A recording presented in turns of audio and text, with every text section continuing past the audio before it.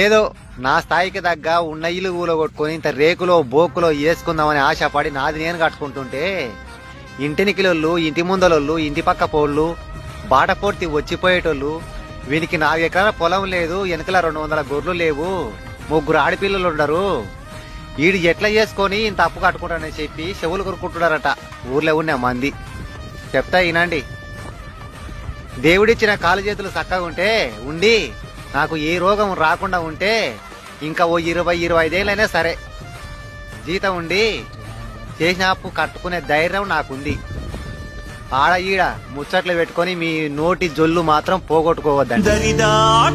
దేవుడిచ్చిన కాలు నేను చేసుకున్న